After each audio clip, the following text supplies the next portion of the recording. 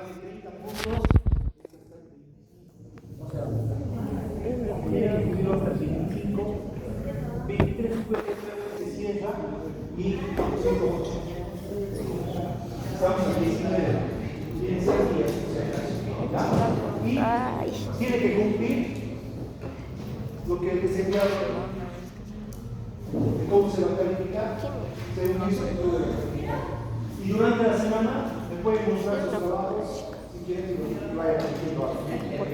Bueno, lo que vamos a ver ahora son el capítulo 48 de su libro, que son los receptores táctiles y sus características. ¿Ya? Entonces, aquí vamos a ver sobre todo la sensibilidad somática.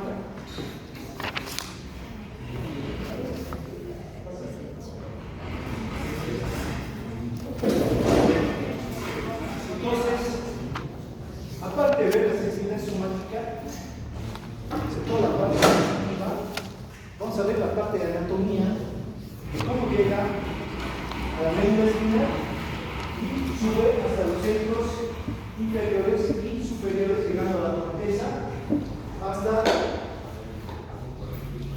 el área somatosensitiva. Emanuel, ¿qué es el cuerpo sensibilidad somática?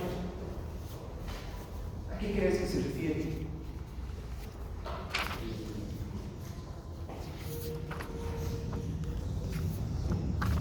¿Vos bien? Somática. Liber. Ya. Nada. La capacidad de captar un estímulo. Sí, es toda la parte sensitiva, ¿ya? Entonces, cuando hablamos de sensibilidad somática, son mecanismos nerviosos que recopilan la información sensitiva de todo nuestro cuerpo. O sea, que depende de los receptores que están distribuidos por toda nuestra superficie corporal. Entonces, aquí vamos a hablar de los sentidos. Entonces, por ejemplo, tenemos a los órganos especiales, los cuales no vamos a hablar en este capítulo. Conocer el sentido de la vista, la audición, el olfato, el gusto, el equilibrio, ¿ya? Esos son órganos sensitivos especiales. Lo que sí vamos a hablar ahora son de la sensibilidad somática, la cual está dada por los mecanorreceptores, termorreceptores y los receptores del dolor. Sobre todo nos vamos a abocar a los mecanorreceptores. Aquí tengo esta clasificación de los sentidos somáticos. Como vemos, tenemos 3. Tenemos a los mecanorreceptores, termorreceptores y la sensibilidad del dolor. Los mecanorreceptores los vamos a dividir en tacto y posición. Los receptores del tacto son lo que me van a detectar tacto, presión, vibración y cosquilleo. Igualmente, la posición. ¿De qué estoy hablando? La posición estática, cuando no hay movimiento y cuando hay cinética. ¿Qué entiendes por cinética, Alfredo? ¿A qué se refiere cinética? Movimiento, ¿no? Fuerza, sí, cuando hay movimiento, exacto, fuerza de movimiento. Los termorreceptores, los cuales son los que me detectan el frío y el calor. Entonces hay receptores tanto para el frío como el calor. Y la sensibilidad al dolor. Los receptores que son los que me van a detectar el dolor. ¿Qué tiene de especial esto? Digamos, que los receptores, por ejemplo, que se encuentran en la piel, me pueden detectar tanto el sentido del tacto, presión, vibración, cosquilleo, como la sensibilidad del dolor. Aparte, igualmente me pueden detectar el calor y el frío. O sea que el mismo receptor puede cumplir todas estas funciones. Aquí hay otra clasificación de los sentidos somáticos. En esta la divide en esteroreceptores, propios receptores, receptores viscerales y receptores profundos. Estos propios receptores son los que detectan el estado físico del cuerpo. ¿Ya? Aparte me van a detectar la posición, igualmente la presión, lo que vimos, la deformación de los receptores, lo cual nos genera un potencial de acción. Igualmente nos dan el sentido del equilibrio. Otros, los receptores viscerales, sobre todo estos receptores nos dan la información de los órganos internos, como todos los órganos abdominales, por ejemplo. Y por último, los receptores profundos, que nos hablan, detectan presión, dolor y vibración. Sobre todo esto se encuentra a nivel de los tendones, músculos, tejido celular subcutáneo. Como verán, estas dos clasificaciones aquí no entrarían lo que es la parte visceral. ¿Ya? Ahora, como dijimos, tenemos a los receptores táctiles. Entonces vamos a decir que el tacto, la presión y la vibración suelen clasificarse como sensaciones independientes, pero todos se detectan mediante los mismos receptores. ¿Ya? Entonces aquí tenemos lo que vimos el año pasado, histología de la piel. Tenemos nuestra epidermis, nuestra dermis y la hipodermis.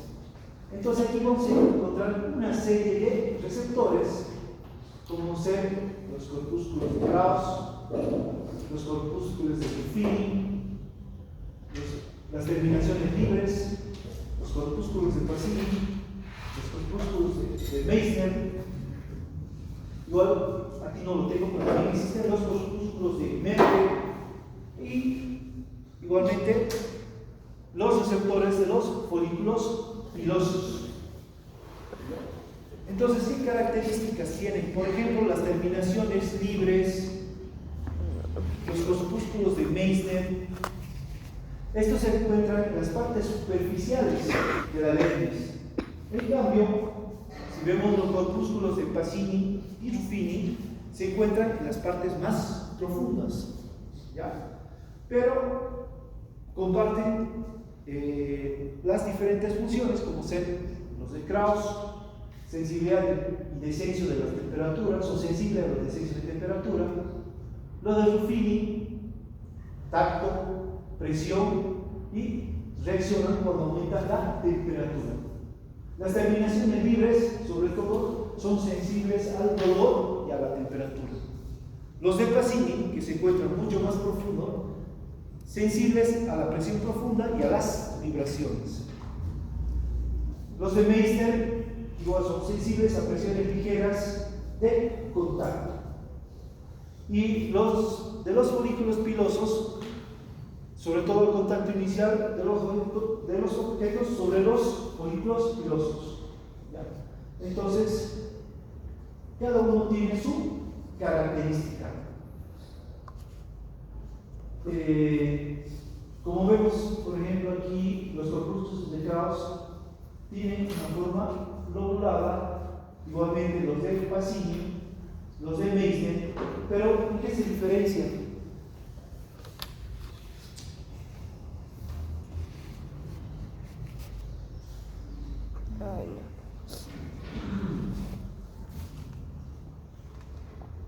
Aquí sobre todo, por ejemplo, los de Pacini se caracterizan por solo tener una terminación nerviosa.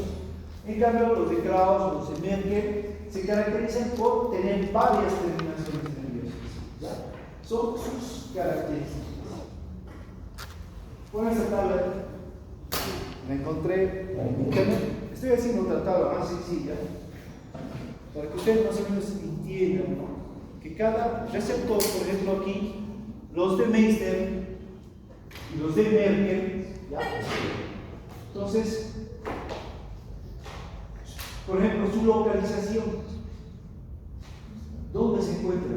Esta se encuentra en la piel sin pelo, o sea, ¿dónde existe el tiro sin pelo? Manos, ¿dónde más? Planta de los pies. Planta de los pies, ¿dónde más? ¿Rodillas? No. Párpados, labios. Los labios. Entonces, estos se caracterizan por estar ahí. En cambio, los de Merkel, estos, como se encuentran en el estos se encuentran en las regiones donde existe piel o pelo. ¿Qué sensaciones detectan? Tacto y presión. Los dos detectan lo mismo, pero se diferencia que los de Meister son de adaptación rápida. En cambio, los de Merkel son de adaptación lenta. También, la anterior clase llevamos, ¿a qué me refiero con adaptación rápida? No por la adaptación, me refiero a adaptación. ¿A qué me refería? ¿Qué pasaba? ¿Cuándo? ¿Pero? ¿Y qué pasa? ¿Qué pasaba? Por eso nos llevó a otra clase a adaptación rápida, adaptación lenta, inadaptables. ¿A qué se refería Pedro? Adaptación lenta que sigue impulsos, sigue impulso. Claro, sí. Y la rápida detecta cambios en la intensidad del estímulo. Por lo tanto, no puede repetir una señal continua. Exacto. Y aparte los de rápida llegan rápidamente a su impulso, en milisegundos, llegan hasta su máximo. ¿Ya? En cambio los de adaptación lenta tardan mucho más. ¿Ya? Y necesitan un impulso repetitivo para que se mantenga ese impulso. Entonces, esa sería la diferencia entre los de Meister y los de Merkel. Luego tenemos también a los de Ruffini y Pacini, los cuales se encuentran en las partes más profundas, como ser en los ligamentos, los tendones. Los de Pacini en el tejido cerebral subcutáneo, mucosas, articulaciones. Entonces, ¿qué detectan estos? Sobre todo presión. Los dos detectan presión. ¿Ya? Pero igualmente, si vemos, uno es de adaptación lenta y el otro es de adaptación rápida. Y bueno, en el libro me habla de los receptores del comezón y el cosquilleo. ¿Por quién está detectado esto? Por las terminaciones nerviosa libre y los corpúsculos del Pacini, la piel y las mucosas. ¿Qué me van a detectar? Comezón y cosquilleo. ¿Qué tipo de adaptación tiene? Lenta y rápida. Y así, entonces, cada receptor, aparte de puede tener específicamente, tiene ya sea los de Meister, una adaptación rápida, por ejemplo, los plexos que inervan los folículos igualmente tienen una adaptación rápida, los de Merkel, adaptación lenta, Ruffini tienen una adaptación lenta, los de Pacini rápida, y así. Entonces, ya sabemos por qué, a qué se refiere con adaptación. Igualmente, tengo este cuadro, por ejemplo, estos tipos de terminaciones van a terminar en fibras nerviosas. Y como vimos, estas fibras nerviosas pueden ser de tipo A, tipo B y tipo C. Valentinas Rojas, ¿cuáles son las más rápidas de esta clasificación? ¿Por qué? ¿Por qué las más rápidas?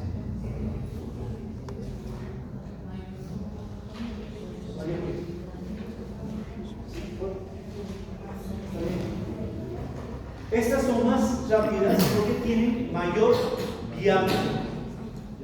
Entonces, a ver si le termino la tabla hasta hoy día, que se la muestro. Existen fibras, pueden ir tipo A alfa, tipo A beta. Esas serían las más rápidas. ¿Dónde terminarían estos receptores de la piel? Los tipos B ya igual son mielinizadas, pero no son tan rápidas como las A. Y por último tenemos las tipo C, que estas son no mielinizadas. Dice, ¿por qué son? ¿Qué significa que no son mielinizadas? No tienen vainas de mielina. ¿Y son más rápidas o más lentas? Más lentas. ¿Y a qué se debe esto? ¿Por qué más lentas? No tienen mielina. ¿Perdón? ¿Qué hace?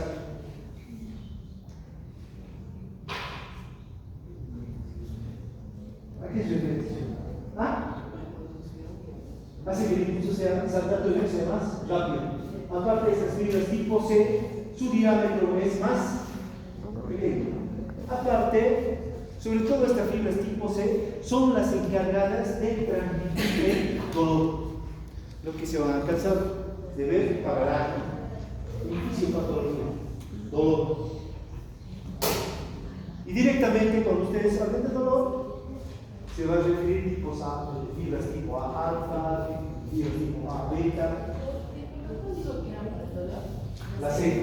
Las tipo C. Las no minimizadas. Pero no he terminado de hacer esa tabla que estaba haciendo. Y ahí está mejor. Ahora, lo que teníamos pendiente, lo que no llevaron a la anatomía del año pasado. O sea, cuando los receptores sensitivos que están ampliamente distribuidos en la superficie corporal detectan, perciben algún impulso, o sea, los mecanorreceptores, por ejemplo, se produce su despolarización porque hay una presión a nivel de la piel y genera un potencial de acción.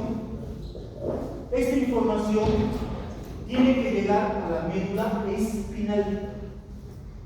¿A qué nivel tendría que llegar esta sensación sensitiva? Al asta posterior de la médula espinal.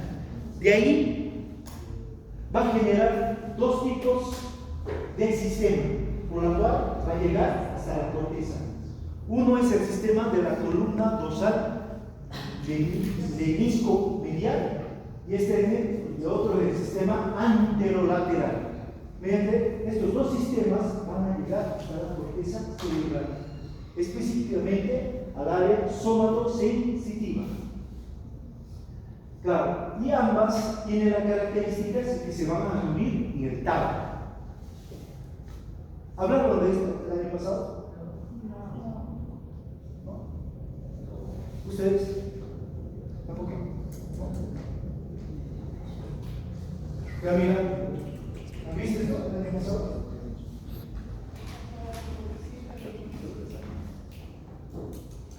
Anatómicamente podrías explicar cómo sigue. ¿Te acuerdas? No. Sencillo, para que se acuerden toda su vida, ¿cómo es esto? Tenemos aquí propios receptores, mecanorreceptores, se estimulan, ¿ya? Entonces van a llegar hasta la médula espinal. Entonces van a ingresar mediante el ganglio dorsal a la médula espinal y llegan hasta el asta posterior. En este asta posterior hacen sinapsis con una neurona y ascienden, ¿ya? Entonces asciende hasta la médula oblonga. ¿Qué otro nombre recibe la médula oblonga? ¿Cuál es el otro nombre? Porque médula oblonga está en el libro de Steve, pero en el Rubier no está con médula oblonga. ¿Cómo está? ¿Cuál sería el otro nombre? Bulbo flaquino. Por si acaso, es lo mismo. Porque ustedes van a abrir otros libros, bulbo flaquino. Creo que tengo otro libro en bulbo.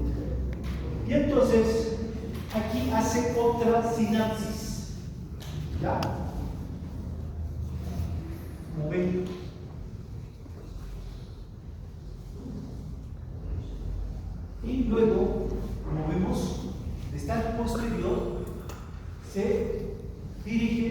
anterior y medial. Esto se llama decusación.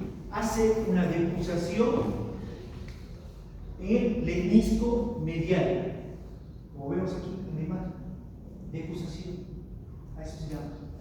Entonces, aquí,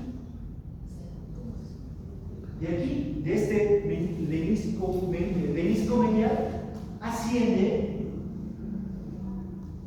hasta el tálamo, hasta el centro ventrobasal del tálamo.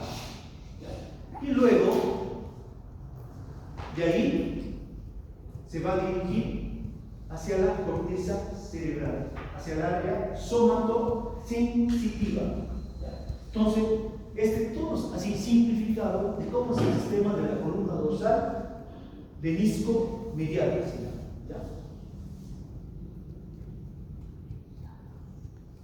Entonces, eso sería de manera resumida. ¿Qué característica tiene esto? Que de aquí, desde el bulbo raquídeo al tálamo, utiliza fibras milímetras de 30 a 100 que llevan un impulso de 30 a 100 metros por segundo. ¿Ya? Esa es la característica que tiene aquí este sistema de columna dorsal lenisco medial. El otro, sistema anterolateral. Estos son los dos sistemas sensitivos. El anteromedial, como vemos, igual se estimula y llega a la médula espinal, ya sea esta información llega de dos partes del cuerpo. Una es de la parte superior, como vemos aquí, y otra de la parte inferior.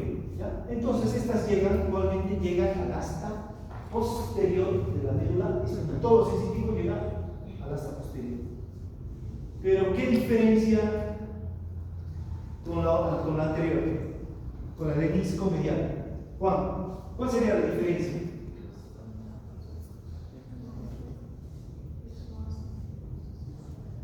Hace una decusación, pero ¿dónde? La otra la hacía a nivel del bulbo o de la médula oblonga. ¿Dónde lo hace?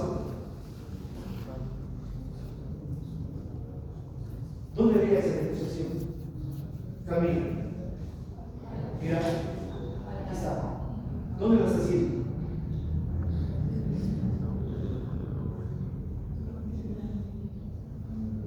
Arturo, ¿dónde la hace? ¿Qué dice el dibujo? En la médula espinal. No lo hace a nivel del bulbo raquídeo.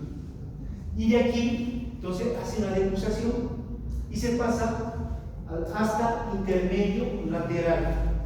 Y de esta asta intermedio lateral va a ascender, asciende y pasa por el bulbo raquídeo, pasa por la protuberancia, mesencéfalo, igualmente llega al tálamo, igual que el anterior, al centro ventrobasal del tálamo.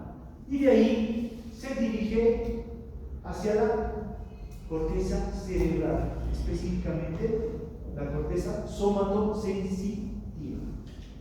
Entonces, ya hemos descrito los dos sistemas sensitivos por el cual toda la información sensitiva va a llegar a la corteza cerebral.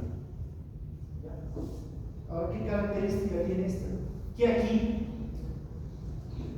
que las fibras que llegan hasta el tálamo son fibras mielínicas que llevan la información a una velocidad menor de 40 metros por segundo.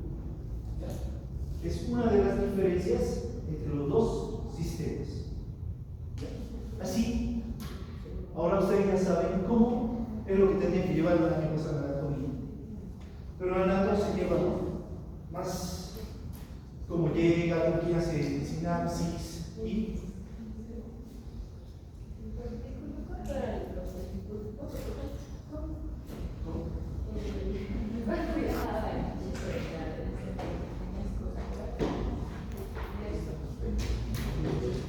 30 a 100 metros por segundo. Esa es la velocidad con la que va. Pero llegando al tálamo, ¿no? Ahora, ¿qué información lleva? Como tengo aquí, ¿qué tipo de sensación son transmitidas? Por el sistema de columna dorsal menisco medial, sobre todo sensaciones sutiles, como ser sensación del tacto que requieren un grado elevado de localización del estímulo, o sea, sensaciones de tacto de transmisión fina e intensidad, sensaciones básicas vibratorias, sensaciones de movimiento contra la piel, sensaciones de posición, sensaciones de presión en grado fino y de discriminación intensa. Eso es lo que me va a llevar la columna dorsal menisco medial. En cambio, el sistema anterolateral se encarga de llevar el dolor. Igualmente, sensaciones térmicas de calor y frío. El tacto grosero igual lleva por este sistema anterolateral. O sea, este no es sutil, sobre todo tiene una localización imperfecta y burda de sentido. Igualmente las sensaciones de cosquilleo y de prurito. Igualmente me lleva a las sensaciones sexuales. Entonces todo eso lo hace el sistema anterolateral.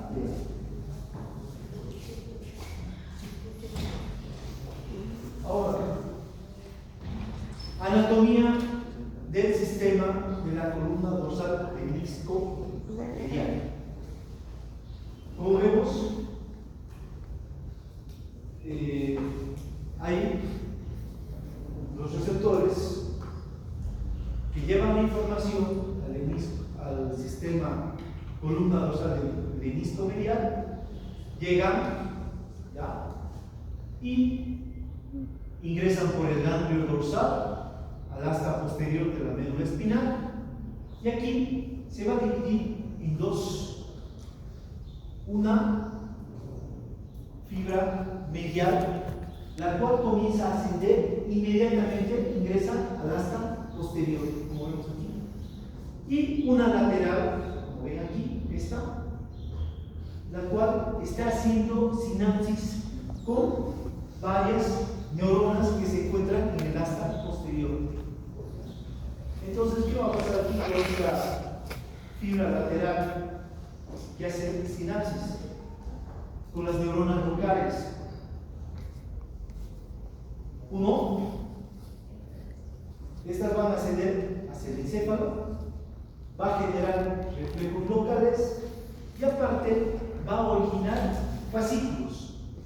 Entonces, como es aquí, va a originar el fascículo de Isauer, el fascículo espinocervical, el fascículo espinocerebroso dorsal y el fascículo igual genera el fascículo espinocerebroso ventral. Entonces, todos estos fascículos son generados por esta rama lateral que llega hasta la asta posterior. Como no es anatomía, entonces, si hubieran llevado anatomía, hubieran descrito cada uno de estos hacia dónde van. Pero eso no es lo que podemos comentar. Entonces, como vemos aquí, lo que ya describimos, ingresa por el ganglio posterior, llega hasta la asta dorsal, hace sinapsis con las neuronas y va a ascender. Y llega hasta la médula óptica. ¿Cuál es otro nombre, Camila? Médula óptica. ¿Cómo se llama? Bulbo, ¿qué? Bulbo raquídeo. ¿Y qué pasa aquí, Camila? ¿Cómo se llama eso? Lo que está haciendo.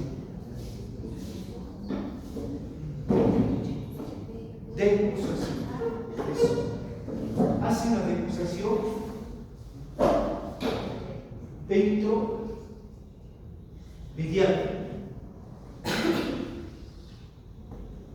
¿Qué quiere decir ventro?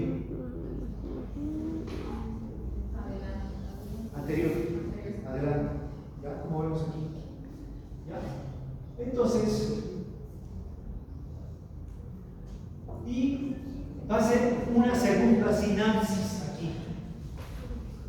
Hace una sinapsis a nivel del núcleo gracil y núcleo cuneiforme de bulbo raquídeo. Entonces, si yo pregunto, ¿dónde se realiza la segunda sinapsis del sistema columno-dorsal de disco medial? ¿Dónde serían? Bulbo raquídeo. ¿En qué núcleos? Gracil y cuneiforme. Entonces aquí hacen sinapsis y de aquí ascienden, pasan el mesencéfalo, llegan hasta el tálamo, hasta el centro ventrobasal del tálamo. Igualmente hace sinapsis, como vemos aquí, esa sería la tercera sinapsis. ¿Perdón? Es donde hace la segunda sinapsis. El tálamo, la tercera sinapsis. En el bulbo raquídeo o médula oblonga. Específicamente donde Pietro. De informe. Eso tenía que ver con el año pasado. En el tálamo. En el centro ventrobasal. Ahí sería la tercera sinapsis. Y de ahí sube hasta la corteza. Y en la corteza, ¿en qué área llegaba Valentina? Rojas. A la corteza. Aquí, mira. Hasta ahí llega. ¿Cómo se llama esta área? Que se encuentra en el lóbulo parietal específicamente. Ya dijimos, ¿cuál era su nombre? ¿Te acuerdas? Blanca. ¿Te acuerdas? No. Aquí, la corteza. Aquí. ¿Cómo se llama esta área? Es en el parietal. Parietal. Carlos. ¿Cómo? No. Madrid. Parietal. ¿Pero cómo se llama el área? No. Somatosensitiva. Llegan a la corteza, en el área somatosensitiva, existen los primaria y secundaria. Entonces, resumiendo, la primera sinapsis, ¿dónde la haría? El asta posterior de la médula espinal, ahí es la primera sinapsis. Por eso aquí dice neuronas de primer orden. Si pregunto, ¿dónde se encuentran las neuronas de primer orden en el sistema columno-dorsal del disco medial? ¿Cuál sería la respuesta? En el asta posterior. En el asta posterior de la médula espinal.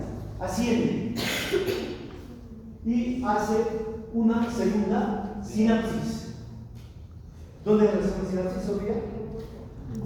En el bulbo, ¿específica dónde? Núcleo gracil y Cuneiforme.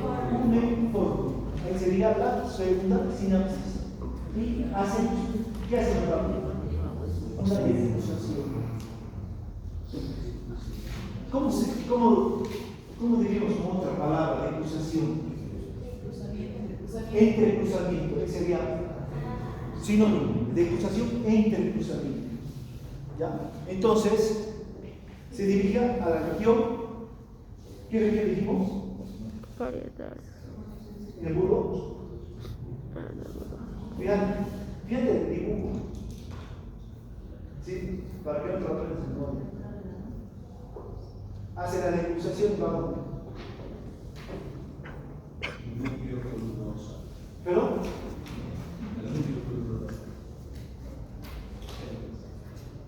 Lenisco medial, pero será área ventromedial.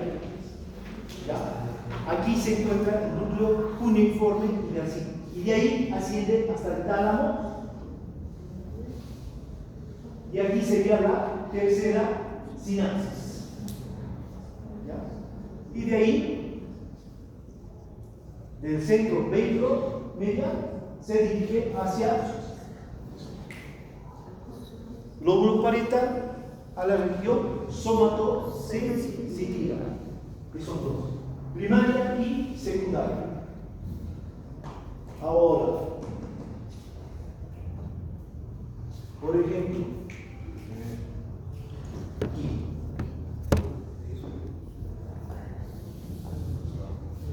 como dijimos, un tipo de fibras detectan la sensibilidad, por ejemplo, de los miembros superiores. Otro tipo de fibras detectan la sensibilidad de los miembros inferiores. Aquí del ojo, de los miembros superiores, como vemos, asciende, hace su decusación y se dirige hasta el centro, hasta el tálamo, centro ventro-basal. Y de ahí llega al área somatosensitiva. Pero ¿qué diferencia hay? Que llega a la parte más lateral de la región somatosensitiva, como vemos aquí. En cambio, los miembros inferiores igualmente siguen esta misma ruta, como vemos, hacia la decusación, ascienden hasta el tálamo, pero llegan a la parte más medial de la área somatosensitiva del lóbulo parietal. Ahora, aquí tengo corteza derecha, izquierda. Si existe un daño en el lóbulo parietal derecho, ¿en qué parte voy a perder sensibilidad? Lado izquierdo, como vemos aquí. ¿Por qué? Porque hay entrecruzamiento a nivel de la región del bulbo raquídeo. Es por eso, las personas que sufren un accidente vascular isquémico, hay una muerte de las neuronas de la región parietal derecha, tiene, ¿cómo se llama esto? ¿Hemiplegia o hemiparesia?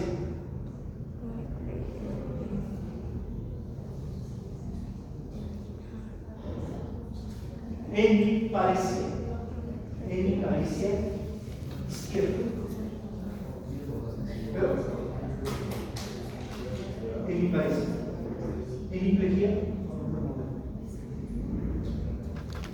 Entonces, ustedes ya saben, si ven una tomografía y a nivel del lóbulo parietal existen imágenes donde existe isquemia, muerte celular, la persona va a perder la sensibilidad de la parte izquierda, sobre todo de los miembros superiores y de los miembros inferiores. ¿Por qué? Por el entrecruzamiento que se da a nivel del lóbulo, a nivel del bulbo raquídeo. Esa es la explicación. ¿Ya?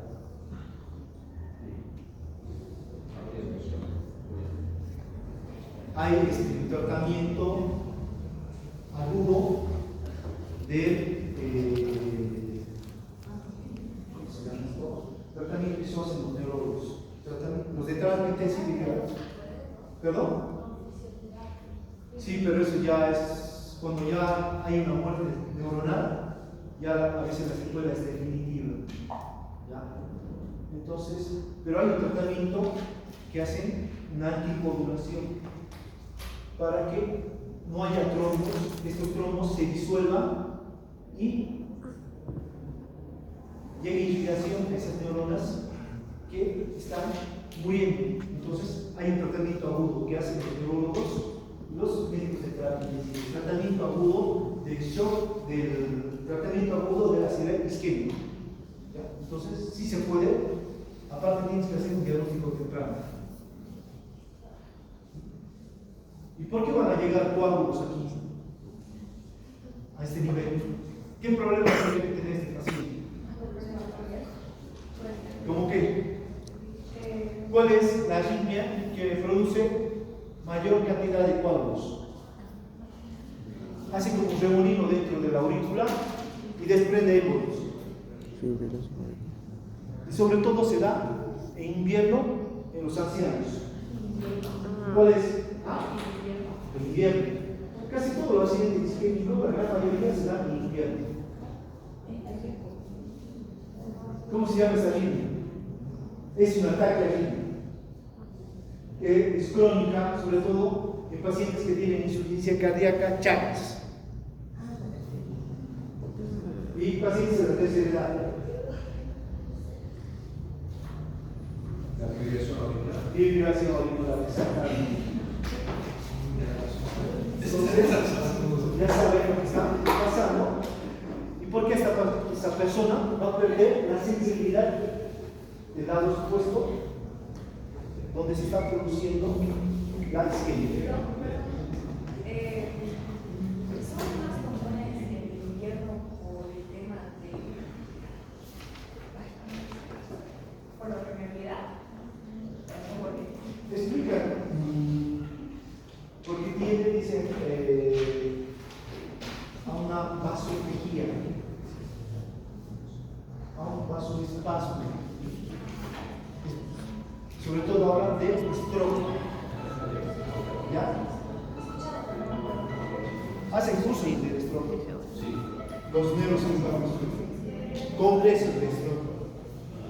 ¿Ya? Pregúntale a tu tío.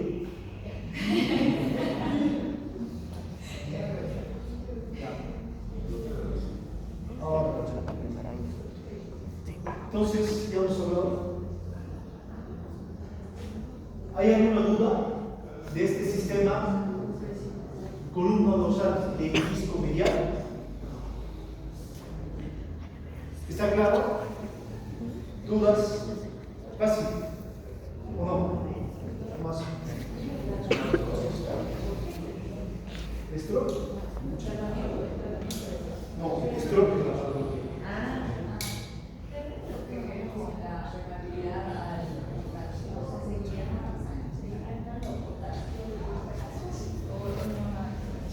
Es ejercicio pacto y eso va a ver cuando lleves neurología en quinto año. ¿Ya? Un poco más complejo. Bueno, sigamos. Entonces, ha seguido toda esta vía ascendente de este sistema de disco medial y llega al área somatosensitiva. Ahora, esto debí ver el año pasado. ¿Cómo han dividido al cerebro? ¿Cómo se llama esta división? ¿Qué hace eso? Que son un número de 50.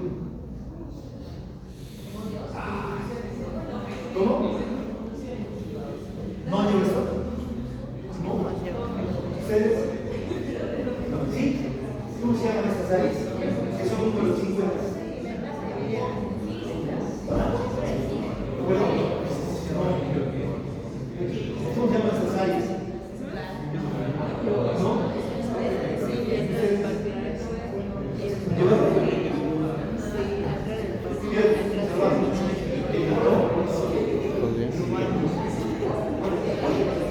Aquí, como ves en la imagen, el cerebro lo han dividido en 50. ¿Cómo se llaman estas 50 áreas? Áreas de Roma. Sí, las 50 áreas de Roma. ¿Ya? No, se Como puede ven, respirar bien.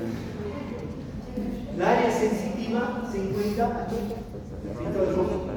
El área somatosensitiva, ¿ya? Que se encuentra en el lóbulo parietal. ¿Cómo hago esta división? Como vemos, aquí tengo la cisura central, ¿ya? Que divide el lóbulo frontal por adelante, el lóbulo parietal por atrás. Y en la parte más anterior del lóbulo parietal está el área somatosensitiva. Entonces, a esta área le va a llegar toda esa información del sistema menisco medial. Como dijimos, aquí tengo la cesura central que me divide, el lóbulo parietal que se caracteriza porque llega toda la información sensitiva al lóbulo parietal. Tengo aquí más posterior el lóbulo occipital, donde me llega toda la información visual.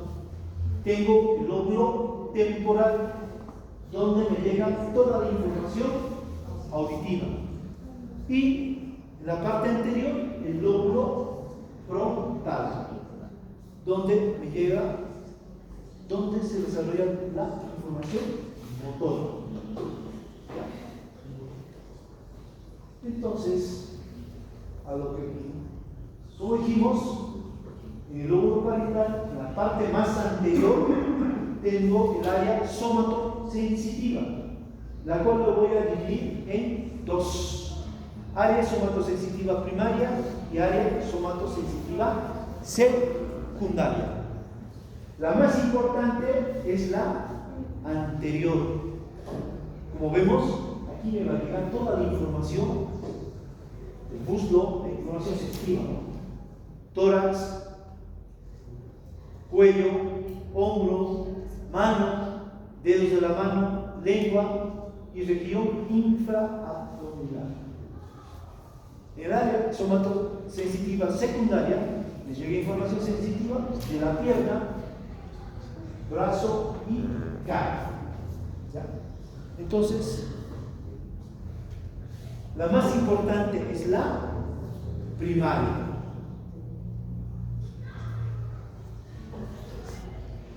Ahora, si yo hago un corte coronal de esta área somatosensitiva primaria, entonces, miren este dibujo. Esta sería el área medial y esta la lateral. Entonces, ¿cómo va este dibujo? De un pie, una pierna, un brazo. Tendríamos la parte superior de la cara, los labios, y así es como llega la información sensitiva. Aquí quiero que noten esta área lateral, ¿ya?, del área somatosensitiva primaria, por ejemplo, del labio, abarca el labio superior, tanto labio superior, inferior, diente, decía, es un área más grande, ¿ya?, en comparación con dedos del pie, que es mucho más pequeña. Entonces, ¿por qué es esto? Porque el área de los labios es más grande que los pies. ¿Por qué sería? ¿Cuál sería la explicación? ¿Qué? ¿Y por qué más sensibilidad? ¿Por qué sería que hay mayor sensibilidad? Sofía, ¿por qué tiene más sensibilidad en los labios?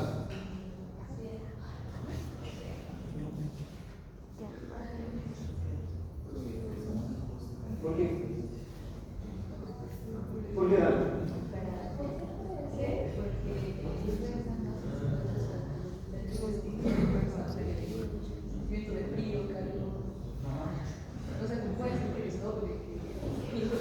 Por eso es esta área más grande, ya, y todo esto abarca, todo esto. En cambio aquí, solo es pequeñito.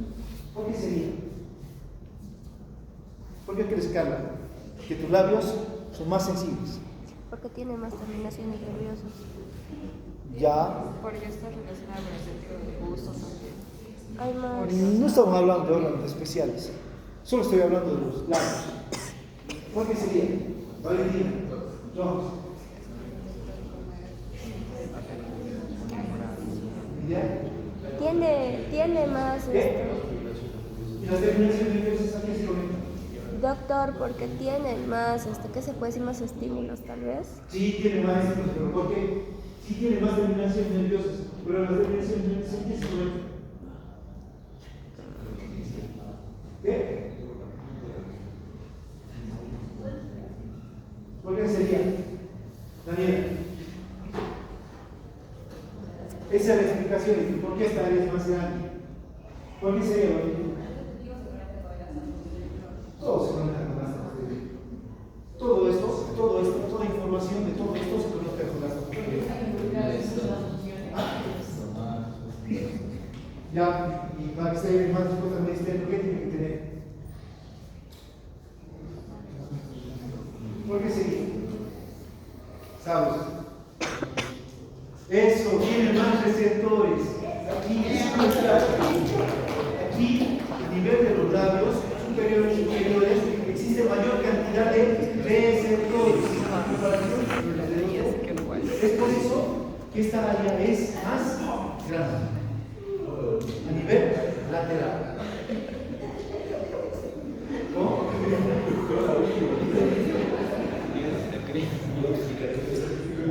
Ahora, igual seguimos con estas. Son capas. Capas del área sensitiva. Su función, ya aquí acabamos. Se hace un poco pesado para explicar la lateral. Pero interesante, ¿no? Sí.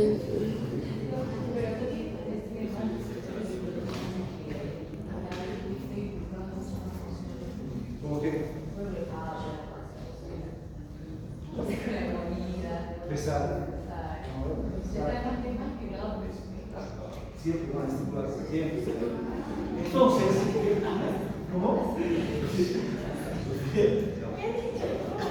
Como hemos visto el año pasado, en histología, la corteza cerebral, ¿cuántas áreas tenía, Camila? No, histológicamente tenemos áreas de tronco. De la superficie a la profundidad, ¿cuántas capas tiene? ¿Cuántos?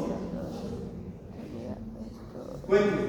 1, 2, 3, 4, 5, 6. 6. Teoría de la corteza. Somatosensitiva. Tiene 6 capas. Eso es un organizacionista. ¿Dónde vive, no?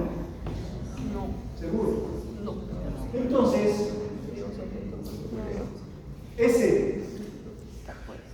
esa vía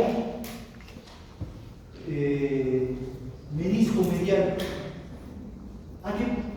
¿en qué parte creen que está llegando? ¿A la capa 1, a la 2, 3, 4, 5? ¿En cuál creen que llegue? ¿5? No, 4. ¿Por qué a la 4? Exacto. Llega a la capa 4, es la entrada de las señales sensitivas. Luego, igualmente en la capa 1 y 2 se reciben señales difusas de los centros inferiores. ¿Cuáles serían los centros inferiores?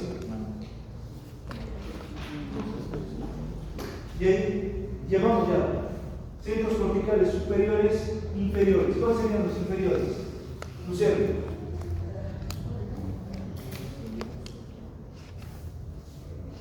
Alfredo, ¿cuáles serían los inferiores?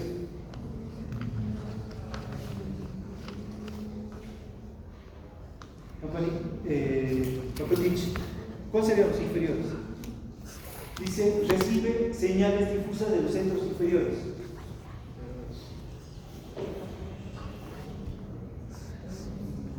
Sí. Ya, bulbo, chino, otro. ¿Qué más? ¿Perdón? Ya. Después del encéfalo, ¿qué más? Ha dicho bulbo, puente del encéfalo, ¿qué más? ¿Cuáles son los centros corticales inferiores? Sofía. También, ¿qué más? No te hablo más. ¿Qué más hay?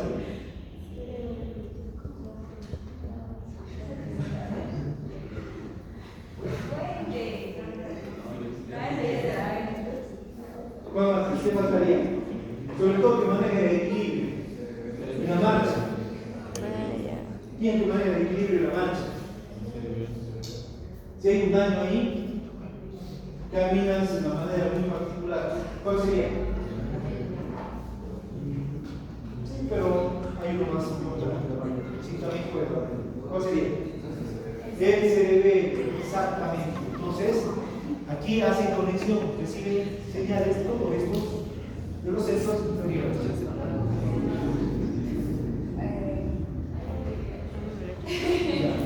Aquí,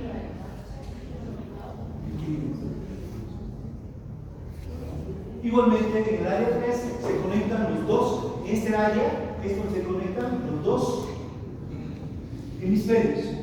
¿Con quién se conecta? ¿Quién es el que conecta los dos hemisferios? ¿Cómo se llama? Cuerpo caroso, exactamente.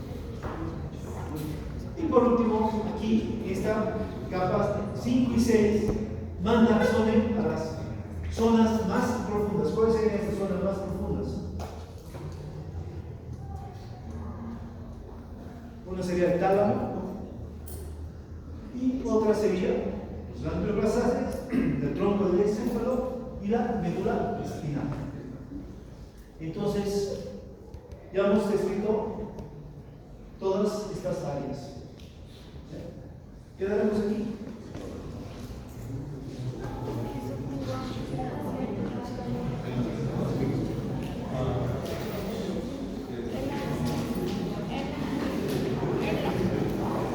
Pues ahí.